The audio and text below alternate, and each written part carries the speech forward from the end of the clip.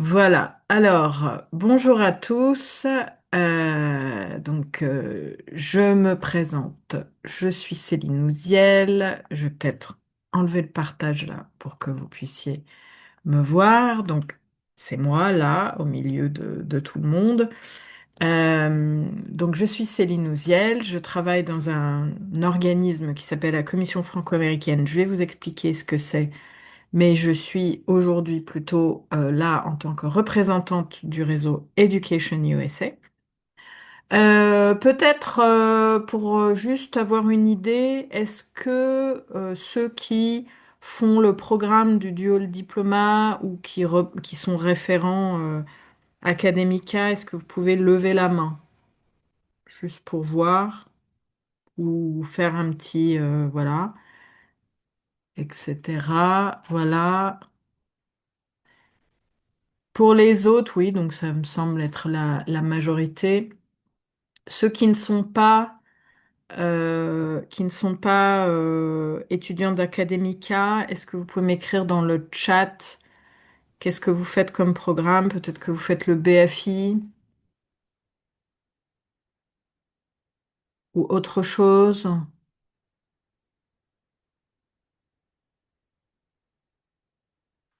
Ah, j'ai un message d'une intelligence artificielle, je ne sais pas ce que c'est. Ok, j'ai l'impression, est-ce qu'il y a des personnes parmi vous qui font à la place de dual diplôme, peut-être le BFI, baccalauréat français international. Ok, bon, on verra ça éventuellement euh, un petit peu plus tard. Ok, donc je vais vous présenter aujourd'hui le vif du sujet, donc Competitive College Club. Et je vous explique déjà pour quel réseau je travaille. Donc Education USA. C'est un réseau qui est soutenu par le département d'État américain. Le département d'État, c'est l'équivalent de notre ministère des Affaires étrangères. Donc Education USA, c'est un réseau mondial.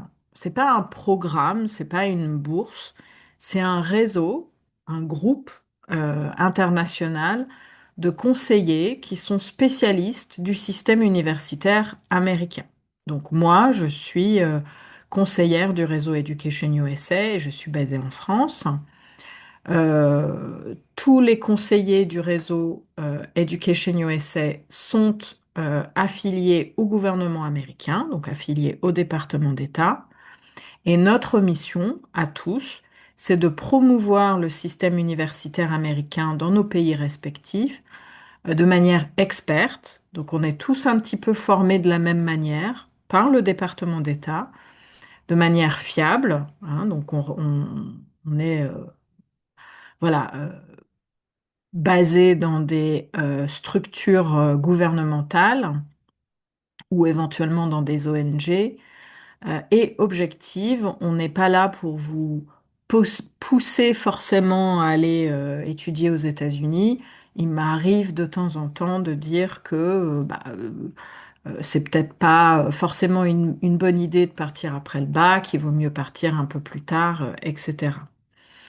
Alors, où trouver des centres éducation USA? Pour la France, il n'y a que moi.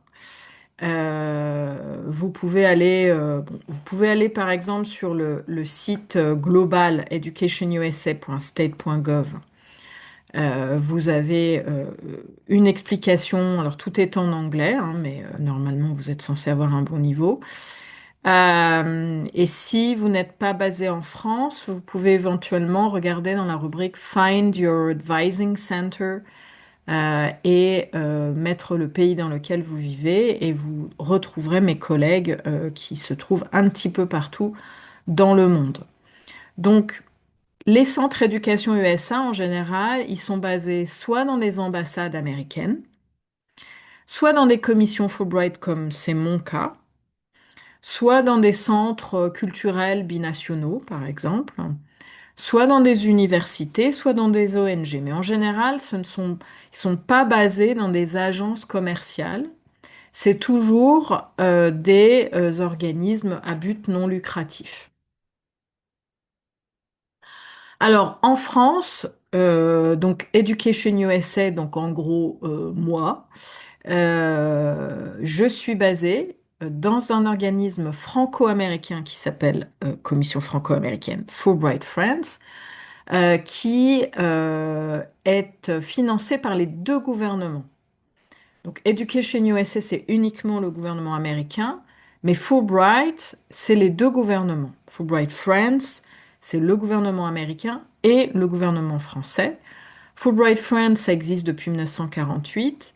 Et c'est quoi? C'est une bourse, un programme de bourse international qui envoie alors dans le cas de Fulbright Friends, ce sont des candidats français qui vont faire un master, un doctorat ou de la recherche aux États-Unis, ou des Américains qui viennent en France pour faire à peu près la même chose. Fulbright, ce n'a rien à voir avec le Competitive College Club. Donc, le Competitive College Club ne fait pas partie du programme Fulbright, donc il faut bien préciser ça. Et les candidats qui postulent pour le Competitive College Club ne vont pas par la suite avoir une bourse Fulbright, hein, ceux qui sont sélectionnés. Donc il faut que vous soyez vraiment conscient de ça. De toute façon, les bourses Fulbright, ça ne concerne pas des lycéens qui partent après le bac, ça ne concerne que des étudiants qui ont au moins un bac plus 3, voire un bac plus 4, et qui partent à un niveau master, doctorat ou qui vont faire de la recherche. Alors, Education USA, tous les conseillers ont pour mission de vous guider, de guider les étudiants internationaux, tout type, hein, pas forcément que les candidats Fulbright, donc tout type de projet. Et on doit vous guider dans les 5 étapes pour étudier aux États-Unis. Donc, le Competitive College Club, c'est juste un service que certains centres Education USA proposent. C'est pas forcément proposé partout. Je sais que c'est proposé en Espagne. Il me semble que c'est proposé également peut-être en Italie, dans certains pays d'Afrique du Nord, etc. Donc, euh, mais de toute façon, même s'il n'y a pas de Competitive College Club, les conseillers du réseau Education USA sont censés vous accompagner dans les 5 étapes. Donc la première étape, c'est vous aider à choisir la meilleure université par rapport à votre profil et vos objectifs, vous aider à trouver des aides financières si vous avez besoin d'une bourse, vous aider à compléter votre dossier de candidature, vous aider à postuler pour votre visa d'étudiant si vous n'avez pas la nationalité américaine et préparer votre départ. Donc, on ne fait rien pour vous, mais on vous guide dans ces 5 étapes, on vous donne les ressources nécessaires pour vous aider à mieux préparer ces 5 étapes. Et le Competitive College Club, c'est un programme qui est au départ développé par le réseau Education USA. Ça a commencé il y a plusieurs années, peut-être 15-20 ans. Il me semble que ça a commencé en Tunisie, pour être précis. Et puis, petit à petit, il y a certains pays qui ont décidé de proposer ce programme à leur public. Donc, c'est quoi? Ce sont des ateliers collectifs qui aident les étudiants les plus méritants euh, à postuler dans des universités américaines compétitives. C'est pour ça que ça s'appelle Competitive College Club.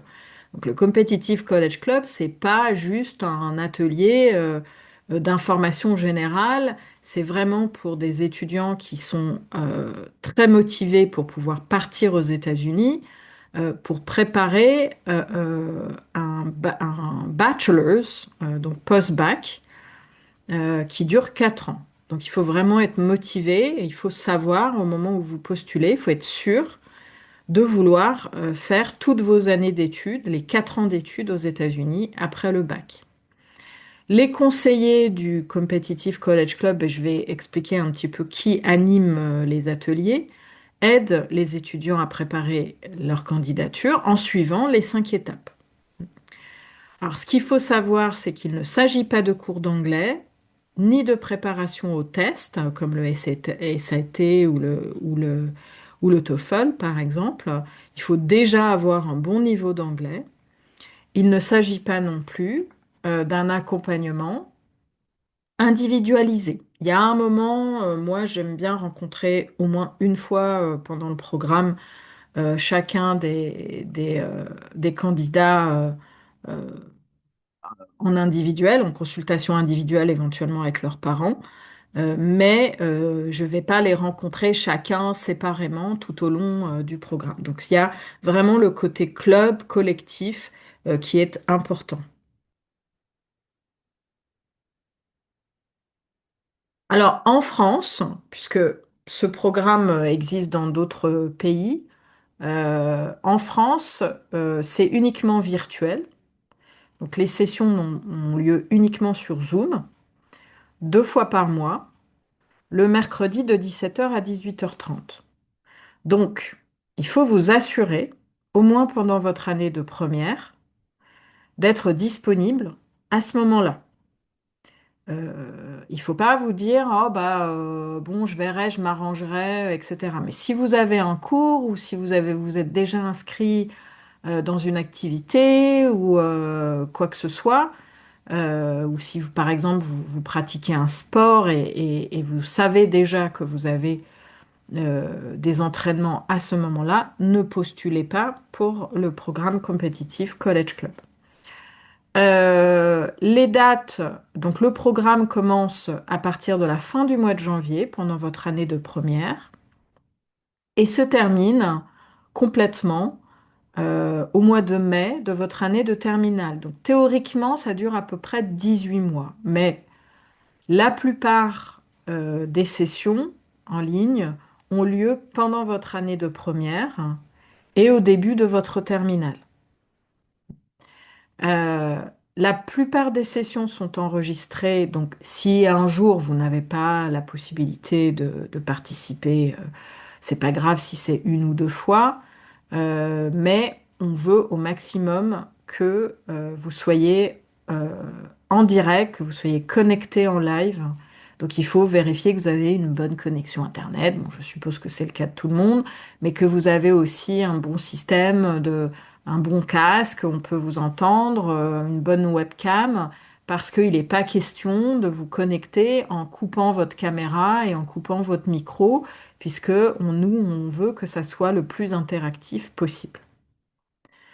Certaines sessions sont asynchrones, c'est-à-dire qu'en fait, quelquefois, quand je me rends compte que je n'ai pas la possibilité d'animer une session à la date prévue, j'enregistre à l'avance, j'envoie la vidéo, l'enregistrement, et je vous demande de préparer un petit devoir peut-être par rapport à ce que vous avez entendu. Mais ça arrive vraiment très très rarement. Il faut savoir que moi, je fais beaucoup d'autres choses en plus de à la fois Education USA et le Competitive College Club. Donc mon emploi du temps est assez chargé.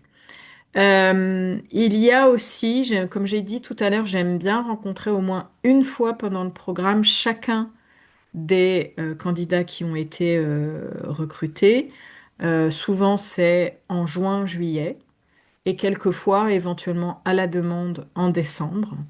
En décembre, c'est souvent la période de candidature euh, pour les candidats.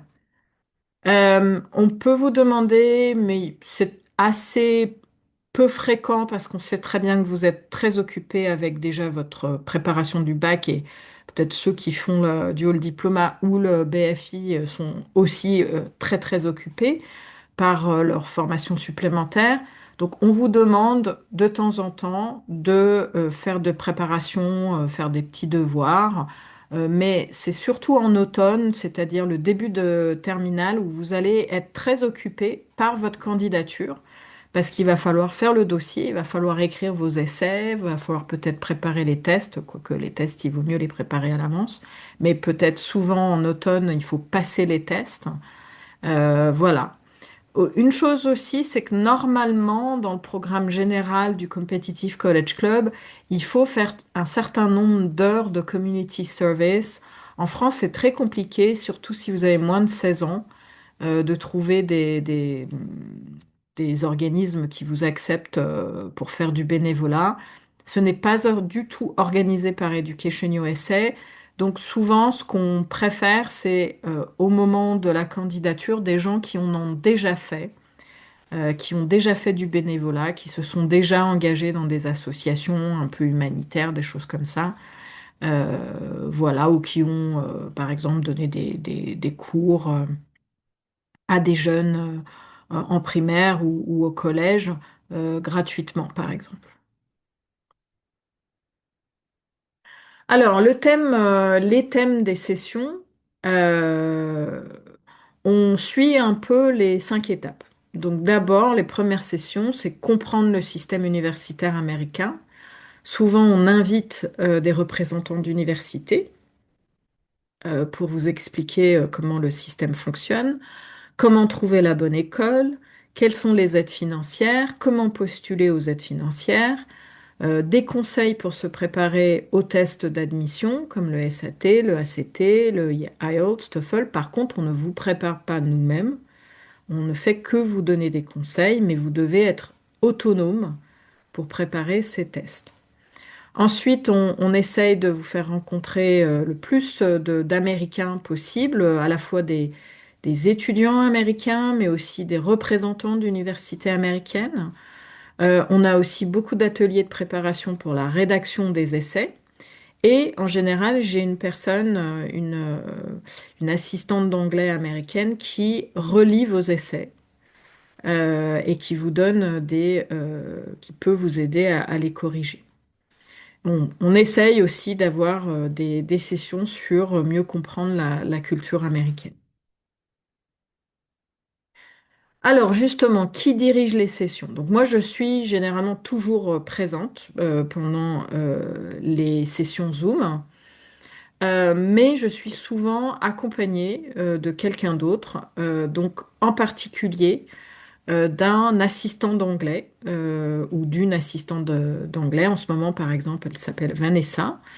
Elle est américaine. En fait, elle est lauréate Fulbright et elle enseigne l'anglais dans un lycée en région parisienne. Et en plus de son job comme assistante d'anglais, elle m'aide à préparer les séances et à animer les séances.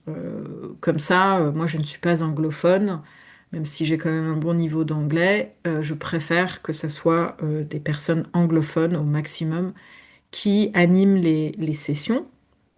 Il peut y avoir des étudiants américains qui sont en France. Comme j'ai dit tout à l'heure, des représentants d'universités américaines. Par exemple, l'année dernière, on a eu l'honneur d'avoir quelqu'un qui représentait le bureau d'admission de Princeton University.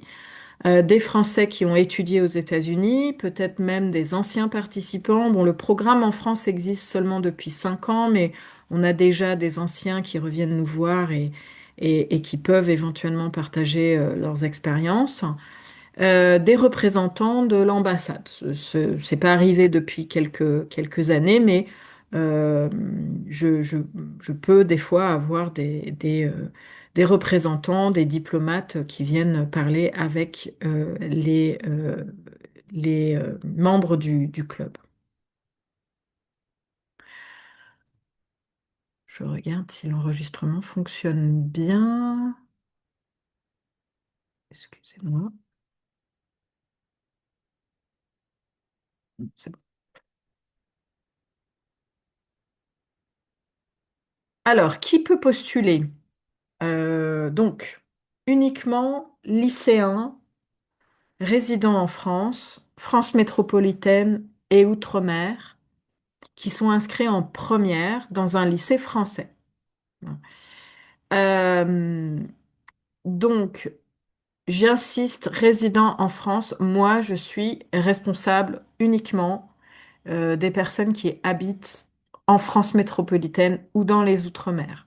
Si vous habitez ailleurs, il vaut mieux vous adresser à mes collègues du réseau Education USA qui sont basés Même si vous êtes dans un lycée français en Espagne, essayez de voir si vous pouvez pas participer au Competitive College Club géré par mes collègues espagnols.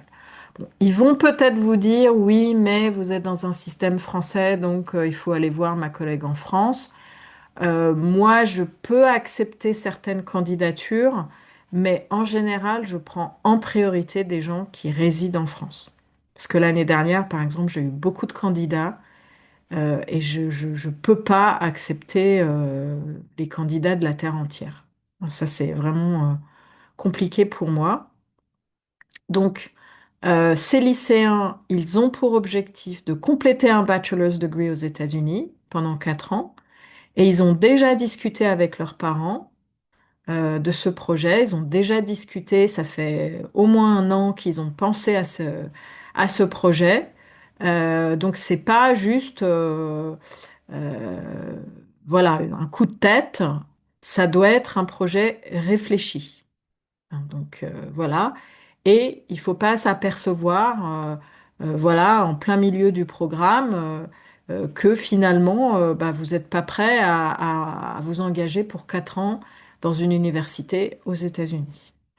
Les participants doivent être disponibles le mercredi entre 17h et 18h30, 2 fois par mois. Alors, j'ai pas les dates à l'avance, hein, mais il faut juste vous arranger pour être disponible le mercredi entre 17h et 18h30.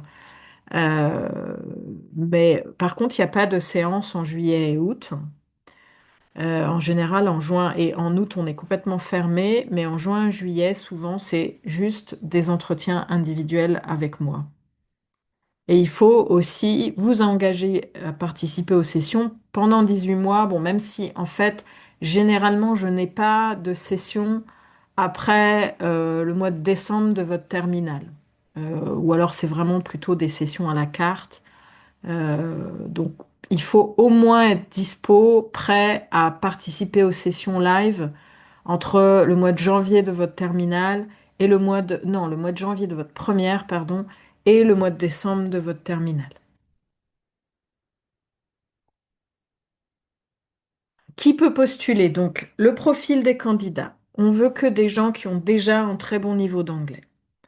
Donc, dans le dossier, on vous demande éventuellement, c'est optionnel, hein, vous n'êtes pas obligé de le faire, mais éventuellement de passer le Duolingo, pardon. Si vous faites un programme international, ce serait bien que votre prof d'anglais atteste un petit peu de votre niveau d'anglais dans sa lettre de recommandation. Si vous avez passé un autre test comme le Cambridge ou autre chose, mettez-le dans votre dossier de candidature. Il faut aussi un très bon niveau académique. Les dossiers où il y a des notes, beaucoup de notes en dessous de 12 sur 20, ça passe pas. Là, il faut vraiment essayer depuis ce qu'on va vous demander, vous relever de troisième et de seconde. Il faut vraiment avoir des notes qui tournent autour de 15 et qui sont même au-dessus de 15. Il faut être très actif au niveau extrascolaire. Quelqu'un qui est un très bon étudiant, qui a un bon niveau d'anglais, mais qui fait rien en dehors de l'école, a très peu de chances d'être accepté par le Competitive College Club. Donc, des gens sportifs, beaucoup d'activités, ou alors des activités artistiques, ou alors, et ou, on va dire, de l'engagement, du bénévolat associatif, etc. Alors, comment faire? Vous avez ce lien, normalement, il est sur notre site web. Donc, c'est un Google Form qu'il faut faire, je crois, en une seule fois. Donc, vous pouvez pas juste enregistrer vos réponses et y retourner par la suite. Et il faut le soumettre avant le 17 novembre 2025. Hein. Moi, le 18 novembre à 9 heures du matin, je n'accepterai plus aucune candidature. Hein. Du coup, j'éliminerai d'office les personnes, et ça se voit, hein, il y a la date d'inscription, de connexion sur Google. Donc, ne soumettez pas votre dossier après cette date. OK?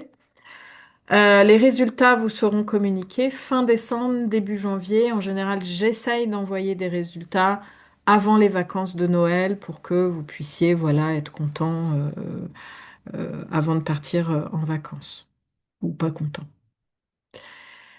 Comment postuler? Donc, il y a des pièces à fournir en plus du formulaire à remplir. Vous devez télécharger dans le dossier tous vos bulletins scolaires depuis la troisième. Donc, du coup, il y aura les trois trimestres de troisième et les trois trimestres de seconde. Il n'est pas nécessaire de les traduire en anglais puisque le jury est franco-américain. Éventuellement, si vous avez la possibilité de passer le Duolingo English Test. Il faut une lettre de recommandation de votre professeur d'anglais qui doit être téléchargée également dans le dossier. Si possible, une lettre en anglais, mais éventuellement, j'ose espérer que votre prof d'anglais sait parler anglais. Et une rédaction qui fait maximum 400 mots. Si vous dépassez un peu, c'est pas grave. Qui répond en anglais, bien sûr, à la question suivante. Describe an experience, event, or achievement that sparked your interest in studying in the US. What does pursuing education in the US mean to you? Donc, je ne vais pas vous aider à répondre à cette question, donc il faut que vous réfléchissiez et que compreniez que moi, je ne prends que des gens qui sont hyper motivés pour faire des études aux États-Unis. Je vois qu'il y a une question. Non, c'est toujours l'IA qui me harcèle. Euh,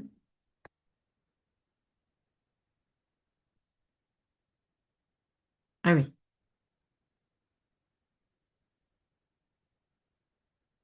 Ah, il y a une personne qui dit je fais le AHSD. Je ne sais pas du tout ce que c'est.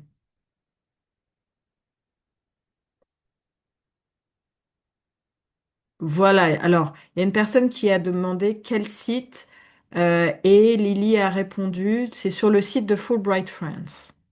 Hein, donc, dans la rubrique étudier aux États-Unis, je vais peut-être avant de continuer, vous montrer où ça se trouve.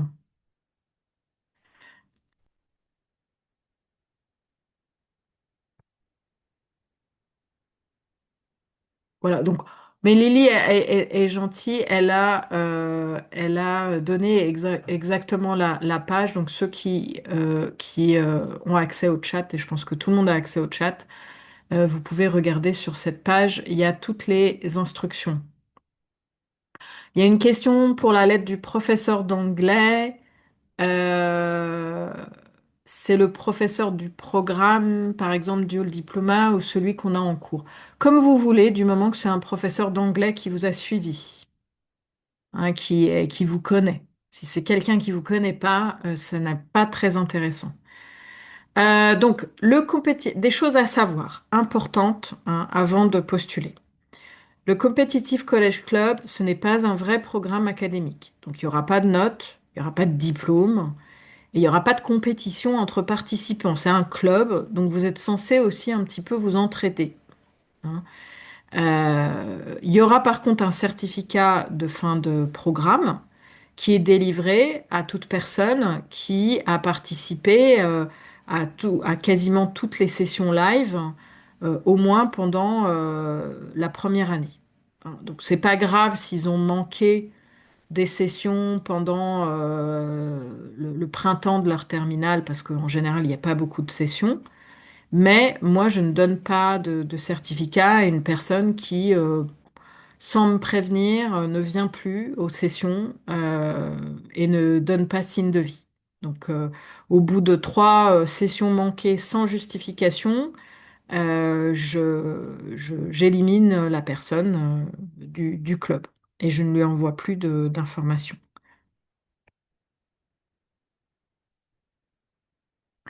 Alors, ce qu'il faut savoir, c'est que nous, on ne peut pas garantir une admission. et surtout pas une admission dans les universités qui sont très très sélectives. On n'a pas d'influence sur les bureaux d'admission américains, donc il faut gérer vos attentes et vous dire que il est fort possible que vous ne soyez pas admis. Malheureusement, je n'ai pas des statistiques très positives. Les facs américaines sont vraiment extrêmement sélectives. Donc, il n'y a qu'un petit nombre des candidats qui ont déjà été triés sur le volet qui arrivent à rentrer dans les meilleures facs aux États-Unis. Après, ceux n'entrent pas dans les facs me disent quand même, me donnent quand même de bons feedbacks en disant que même si ils ne sont pas partis aux États-Unis par la suite, ça leur a donné quand même une bonne expérience et qu'ils envisagent de éventuellement repostuler plus tard pour partir en master. Donc voilà, même si finalement vous ne partez pas, vous n'êtes pas admis, ça vous donne quand même une petite expérience et une initiation à la vie universitaire aux États-Unis. Donc, aucune garantie aussi d'obtention d'une bourse, même si nous, on essaye vraiment de vous aider à choisir des universités qui vous offrent des bourses. Il y en a qui sont un peu têtus, qui postulent dans des facs où il y a peu de chances d'avoir des bourses et donc du coup après, il n'y a pas forcément d'autres moyens de financer. On n'accepte pas trop les candidats qui veulent faire des études de médecine ou de droit. Pourquoi? Parce qu'en fait, ça ne se fait pas au niveau bachelor's aux États-Unis. L'école de droit et l'école de médecine commencent plutôt au niveau de la cinquième année d'études supérieures. Et en général, ce sont des écoles qui sont très fermées vis-à-vis des étudiants internationaux. Donc en général, ces candidats-là, on leur conseille plutôt de commencer leurs études en France et de partir beaucoup plus tard. Hein, donc c'est pour ça que souvent, si vous mettez dans votre dossier que vous voulez étudier la médecine ou le droit aux États-Unis, vous risquez de ne pas être présélectionné. Les étudiants athlètes sont les bienvenus. Et en fait, nous, on aime bien les candidats qui sont athlètes de haut niveau et qui éventuellement veulent postuler pour une bourse athlétique. En revanche, le Competitive College Club ne vous aidera pas à trouver un coach, ne vous aidera pas à vous faire détecter par un coach. Là, c'est vraiment pas notre expertise. Donc, ces gens-là, vous pouvez postuler. Mais après, peut-être qu'il faudra prévoir des séances individuelles avec moi un petit peu plus poussées, même si je suis pas non plus une spécialiste du recrutement sportif. Mais je peux vous donner un petit peu plus de ressources que ce qui est proposé par les séances du Competitive College Club. Euh, voilà, si vous n'êtes pas complètement certain de vouloir faire toutes vos études aux États-Unis, même si vous faites pas le Competitive College Club, ce n'est pas grave. Vous pouvez tout à fait simplement prendre rendez-vous avec moi, avec vos parents par exemple, et on peut discuter. J'ai déjà accompagné des jeunes lycéens pour rentrer à l'université après le bac, qui n'étaient pas sûrs au moment où vous étiez en première de vouloir vraiment partir les 4 ans. Donc là, je pense qu'il vaut mieux pas postuler pour le CCC si vous n'êtes pas certain de vouloir étudier aux États-Unis après le bac.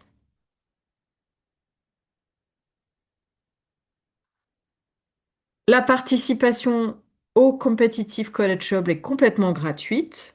Par contre, il faut que vous compreniez que vous avez quand même des frais à prévoir euh, qui sont liés à votre candidature. Donc, chaque université va demander des frais de dossier qui peuvent être des fois de plus de 100 dollars.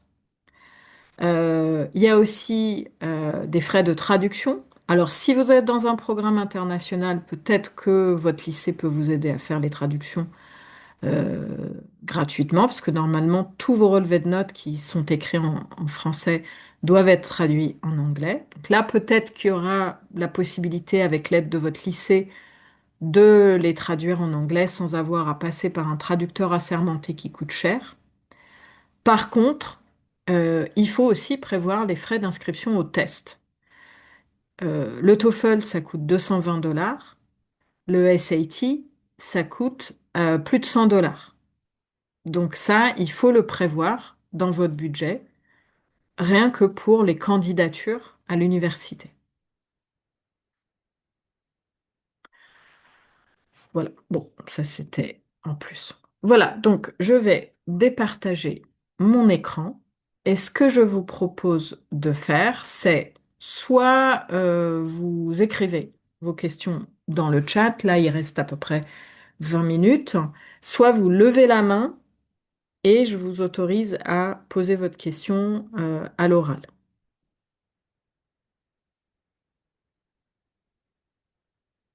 Alors, il y a une personne, par exemple, qui dit, peut-on donner plusieurs lettres de professeur d'anglais? Non, une seule, s'il vous plaît.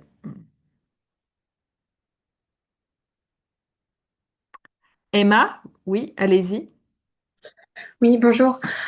Vous disiez que pour le droit, ça servait, enfin, c'était pas très utile de faire du coup ceci, mais je souhaitais faire du droit international Oui, c'est et pareil. c'est pareil. Ouais. Vous n'aurez pas de Et, cours de droit ni de droit international au niveau post-bac aux États-Unis. Le droit, ça commence en cinquième année. et les relations internationales, vous savez Alors, si... les relations internationales, par contre, si c'est pas du droit, Oui, là, on peut faire ça après le bac. ok, parce que du coup, j'hésitais justement entre le droit et les relations internationales pour pouvoir devenir diplomate et du coup, Mhm. ça m'intéressait Oui, beaucoup. Voilà. là, Ok, là, il n'y a pas de problème. ok, d'accord, merci. En prie.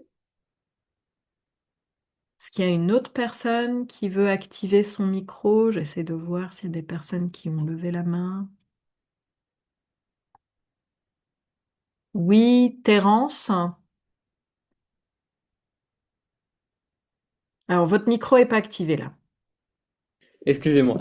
Voilà. Non, c'était juste pour savoir si, comme moi, je fais beaucoup de musique, mais que dans le passé, j'ai fait beaucoup d'activités, d'associations, de sport et tout ça, mais que là, vraiment, sur ces dernières années, la majorité est passée à la musique. Mhm. Que, Genre 15 heures par semaine. enfin, oui, voilà, à peu près, enfin, beaucoup d'heures par semaine. Et est-ce que du coup, on peut citer les choses qu'on a fait dans le passé et aussi... Alors, Une association d'intérêt général, en fait, il faut vraiment que le bénévolat soit dans une association d'intérêt général ou parce que par exemple, il Oui, organise des concerts et des choses comme ça. toute activité extrascolaire est intéressante. Voilà, d'accord, ok. c'est pas, ça n'a pas besoin d'être estampillé. Non, non, non, non, non. Après, moi, c'est vrai que le formulaire de candidature pour le Competitive College Club, je me suis basée, c'est un espèce de mini dossier de candidature des facs américaines. Et donc, alors après, je ne suis pas aussi exigeante que les facs américaines, mais voilà, ça vous entraîne déjà un petit peu à ce que les facs demandent dans les candidatures. Donc, ils aiment beaucoup les gens qui sont très actifs en dehors de l'école, qui Ok, font pas que venir en cours. tout à fait, mais c'est pas forcément dans des associations. Comme la Ok. musique ou le sport, ça peut Voilà. être. Ok, super, merci. Ah oui, et moi j'ai encore une question. Si un élève est mineur, Ah euh, ah. avec, En général, ils sont tous mineurs. voilà, Ouais, non, mais mais... même, voilà, ils sont, ouais, Non, mais mais c'est bon, alors ça maman, passe. quand je passerai le bac, tu veux dire. Oui, c'est ça. C'est bon. Ok, Quand Merci. vous ça va. allez commencer, vous aurez quel âge? 16 ans. 16 ans? Je pense pas que ça pose problème. Euh, Il y a des étudiants américains qui ont 16 ans en commençant leurs études supérieures. Et c'est pas rédhibitoire, quoi. Faut pas Non, être majeur je ne pour pense partir à pas. l'école. Non. Ok, Non. super. C'est bon. Mhm. Bon, c'est bon. Alors, j'ai vu des questions dans le chat. Est-ce que les diplômes américains sont reconnus en France? Non, il n'y a pas de reconnaissance officielle entre la France et les États-Unis. Après, ça dépend un petit peu de votre objectif. Si votre but, c'est de revenir en France pour continuer vos études et peut-être, par exemple, passer je dis n'importe quoi, passer un concours de la fonction publique, en général, pour passer un concours de la fonction publique, il faut un diplôme français. Donc ça, il faut bien le comprendre. Ou éventuellement peut-être un diplôme européen. Mais il n'y a pas d'accord officiel entre la France et les États-Unis. Ce qu'il faut comprendre, c'est que le diplôme américain, il va pas forcément vous servir en France. Mais si vous comparez un diplôme américain avec un diplôme français, au niveau international, c'est le diplôme américain qui est le mieux reconnu. Ça, il faut bien comprendre ça. OK? Donc, effectivement, si votre objectif, vous êtes sûr qu'après votre diplôme américain, vous allez revenir en France et travailler et faire toute votre vie professionnelle en France, peut-être qu'il faudrait peut-être essayer de trouver plutôt, par exemple, des doubles diplômes qui vous permettraient d'avoir à la fois un diplôme américain et un diplôme français. Ou alors vous dire, quand je reviens en France, je vais plutôt postuler dans des structures un peu plus internationales et pas uniquement dans des entreprises franco-françaises. OK? Par contre, si vous avez comme objectif de travailler au niveau international, il vaut mieux avoir un diplôme américain. Alors, autre question. Si on ne passe pas le test Duolingo, vous basez sur le bulletin scolaire? Oui, éventuellement le bulletin scolaire et éventuellement la lettre du prof d'anglais qui va dire à peu près quel est votre niveau. Hein, on connaît bien le système des cadres européens, donc nous, on aime bien les gens qui ont au moins B2, voire plutôt C1, à partir de C1.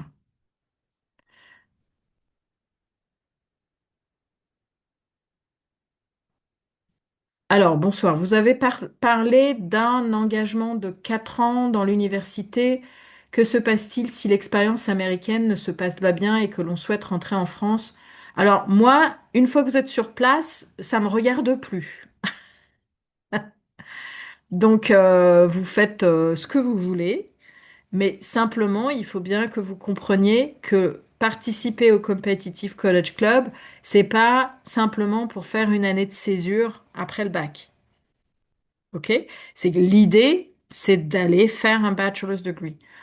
Alors, très honnêtement, ça se passe, vous êtes tellement encadré sur place, la vie universitaire est tellement bien organisée, la vie de campus est tellement géniale que moi, j'ai jamais entendu quelqu'un qui a arrêté en plein milieu. Donc voilà, c'est très difficile de pouvoir y entrer, mais une fois qu'on est dedans, en général, on n'a pas envie de revenir.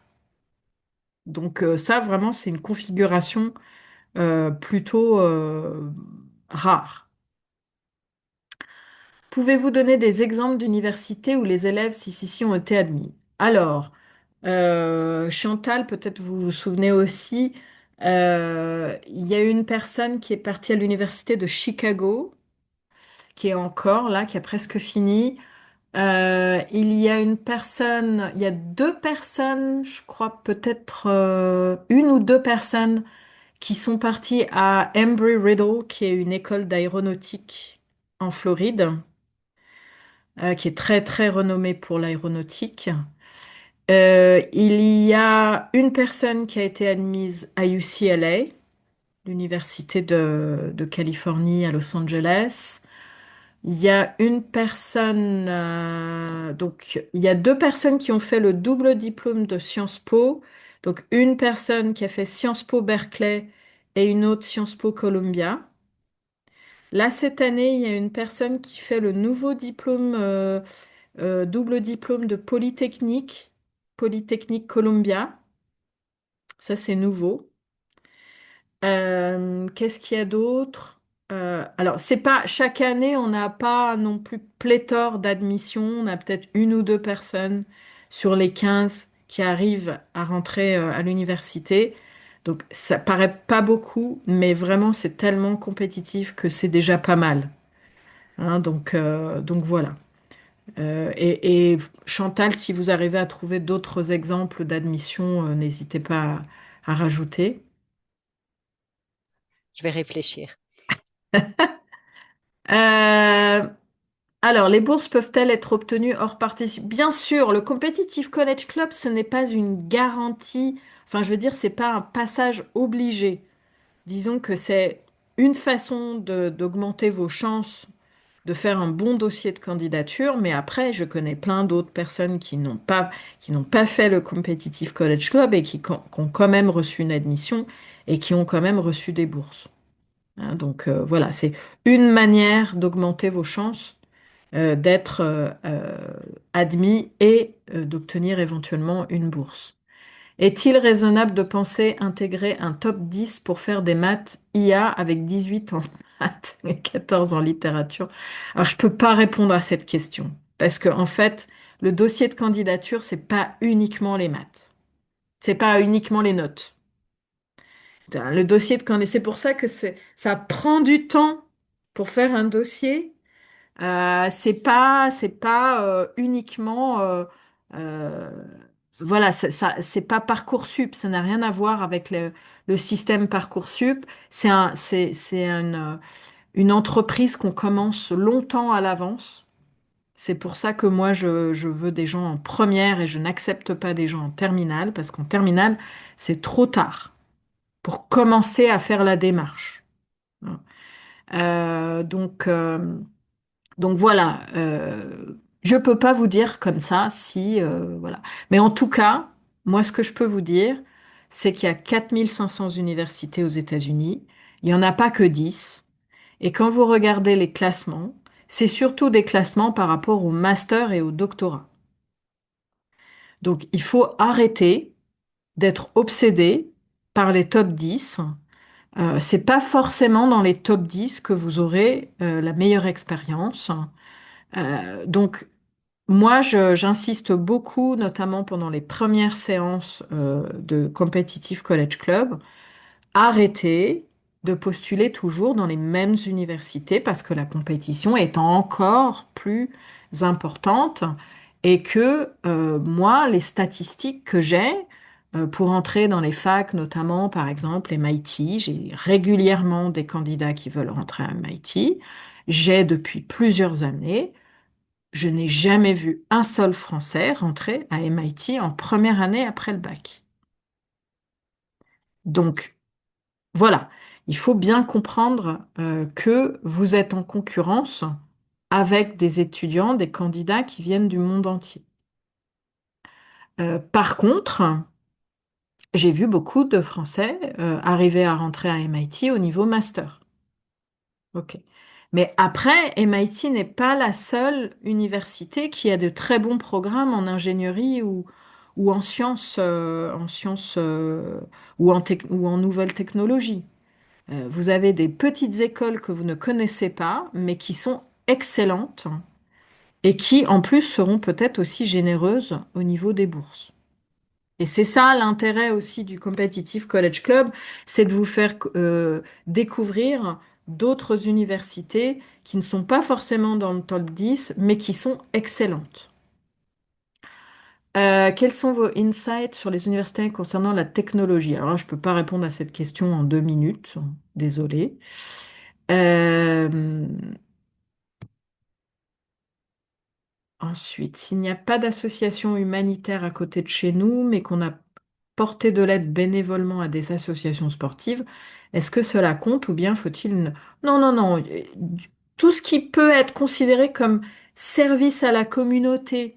Donc, par exemple, je sais pas moi, si vous donnez des cours particuliers à des jeunes qui n'ont pas les moyens de payer un prof, vous le faites gratuitement.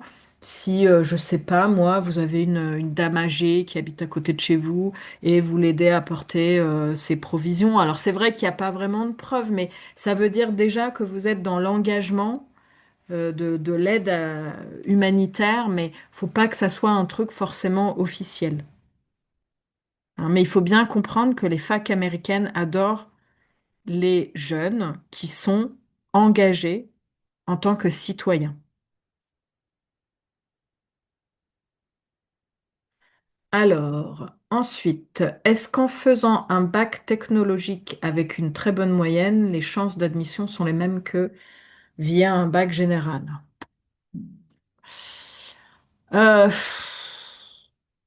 C'est difficile de répondre à cette question. Le problème qui peut se poser, c'est que les facs américaines, en fait, au lycée aux États-Unis, il n'y a pas de bac technologique, ça n'existe pas.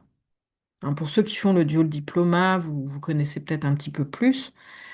Donc, euh, les universités ne vont pas forcément comprendre en quoi consiste votre formation et ils vont voir que vous avez fait moins de cours de culture générale que le bac normal.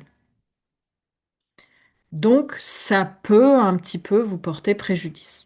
Après, on peut très bien, moi j'ai connu une personne qui a fait un bac technologique et qui a réussi à rentrer à Syracuse University, qui est une très bonne université, mais qui n'est pas non plus extrêmement sélective, mais elle a quand même des très bons programmes et elle a eu une bourse.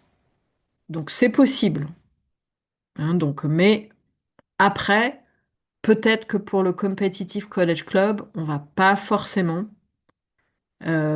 privilégier des gens qui ont fait plutôt un bac techno. Mais après, il faut quand même candidater au cas où. Quels sont les facs US partenaires? Non, on n'a pas de fac partenaire. Donc, vous pouvez candidater dans n'importe quel des 4500 qui sont accrédités aux États-Unis. Est-ce un réel plus d'avoir fait partie du club? Euh, Après, moi, j'ai des bons feedbacks de certains de mes anciens. Il y en a notamment un là qui est revenu me voir pour me remercier, qui a un parcours exceptionnel, qui, qui pense que le Competitive College Club là, a été un bon tremplin entre autres. Euh, Après, l'expérience n'est pas forcément la même pour tout le monde, mais je pense que ça peut quand même être un bon accompagnement, et en particulier parce que le système français n'est pas fait pour vous aider à comprendre comment ça fonctionne. Dans les lycées français, en général, on ne connaît pas le système américain et on ne va pas forcément beaucoup vous encourager à aller étudier aux États-Unis. Les facs Ivy League sont accessibles, oui et non. Mais encore une fois, il n'y a pas que les Ivy Leagues. Donc vraiment, la stratégie, c'est d'essayer de trouver des facs qui peuvent être aussi excellentes que les Ivy League au niveau académique, mais qui vont être un petit peu plus accessibles, avec éventuellement aussi des offres de bourse intéressantes.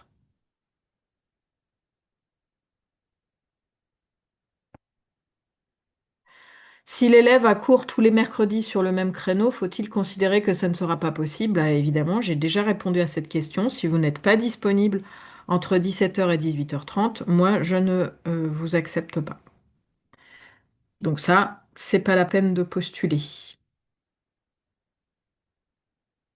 Faut-il déjà avoir une idée précise de ce que l'on veut étudier plus tard? Alors ça, c'est bien ce qui est sympa avec le système universitaire américain, c'est qu'on n'est pas obligé de savoir ce qu'on veut étudier.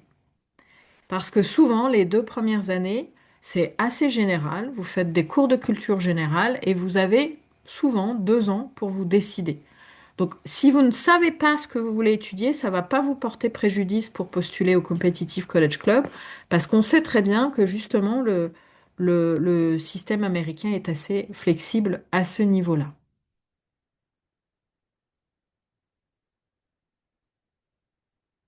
Alors, Brown, Georgia Tech, Florida International. Alors, Brown, ça ne me dit rien. Georgia Tech non plus. Par contre, peut-être Florida International, effectivement. Euh, alors, il y a une personne qui veut faire une année de prep school avant d'aller à une université. Non, c'est pas compatible avec le CCC. Moi, je n'en vois pas l'intérêt personnellement, sauf si vous êtes très en avance au niveau de votre âge. Ça peut avoir, ou si par exemple vous trouvez une prep school, par exemple, ça peut être intéressant. Il y avait une maman qui m'avait contacté, son fils a 15 ans, il est athlète de haut niveau, et il veut éventuellement se faire recruter par des coachs. Et il fait un sport où il est trop jeune encore pour faire la compétition. Donc effectivement, éventuellement faire une prep school d'abord et trouver une prep school qui lui permette de pratiquer son sport à haut niveau et éventuellement se faire détecter par un coach, pourquoi pas? Ça, c'est intéressant. Mais rien à voir avec le Competitive College Club. Alors, les bourses dépendent des revenus des parents ou des notes de l'étudiant. Bah, des deux, en fait. Parce que vous avez des universités. Déjà, de toute façon, les universités dans lesquelles vous postulez vont vous sélectionner par rapport à votre mérite académique. Et celles qui sont les plus sélectives au niveau académique vont proposer plutôt des bourses qui sont basées sur les revenus. Est-ce que les bourses sont généralement accordées, sont intégrales ou partielles? En général, c'est plutôt partiel. C'est très rare d'avoir des bourses qui couvrent la totalité du coût. Est-ce que les coachs de sport peuvent attester de l'investissement entre le sport et le lycée? Alors, pour le Competitive College Club, moi, j'ai pas besoin de lettre du coach, mais peut-être après, plus tard, le dossier vraiment pour l'université, éventuellement.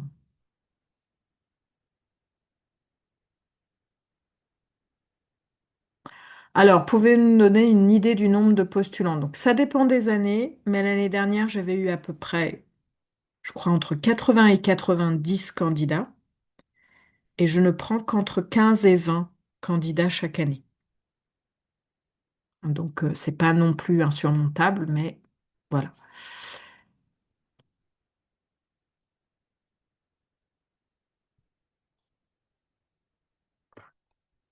Alors, si mon but est de faire un bachelor en sciences politiques ou en relations internationales afin d'atteindre le JD, est-ce que vous conseillez de participer au CCC? Oui, c'est possible, mais il faut que vous compreniez bien, peut-être qu'il faudrait d'abord que vous preniez un rendez-vous individuel avec moi pour discuter de ça, ou alors peut-être m'envoyer un message pour que je vous envoie une petite brochure qui explique le système des études de droit, parce que vraiment, si vous n'avez pas la nationalité américaine, il y a vraiment beaucoup d'obstacles dans ce type de formation, de cursus. Faire une école de droit, ça coûte très cher, il n'y a pas de bourse quand on n'est pas américain. Et après, on a un diplôme qui n'est pas reconnu du tout en France et qui va pas forcément vous faciliter l'accès à un visa de travail. Donc c'est pour ça que moi, je décourage un peu les gens de partir après le bac pour faire ce type de cursus. Voilà, alors il est 19 heures. Je vais devoir interrompre cette formation. Euh, du coup, alors je vais prendre une dernière question. Là, je vois que Terence a levé la main et après, je vais vraiment devoir euh, arrêter. Une fois que j'aurai terminé, je vais envoyer à tous ceux qui se sont inscrits l'enregistrement de cette séance et du coup, vous aurez mes coordonnées. Et vous pourrez me recontacter notamment pour prendre rendez-vous si vous avez besoin. Donc, allez-y, Terence, posez votre question. C'est très court. C'est juste pour savoir si, du coup, dans le dossier qu'on va envoyer pour candidater au CCC, est-ce que toutes ces informations dont on a parlé, est-ce qu'on doit les mettre dans la rédaction ou plutôt dans un CV ou un document externe et dans la rédaction on met autre chose? Est-ce qu'il y a un nombre de mots limité ou est-ce que... Vous verrez tout ça dans les instructions. C'est très bien expliqué. D'accord, ok. Ok, ok. Merci. Voilà, merci à tous de votre attention et puis j'espère avoir reconnaître certains noms dans les candidatures. Et n'hésitez pas à m'envoyer un message. Normalement, vous devriez avoir déjà mes contacts euh, pour la confirmation de participation à ce webinaire.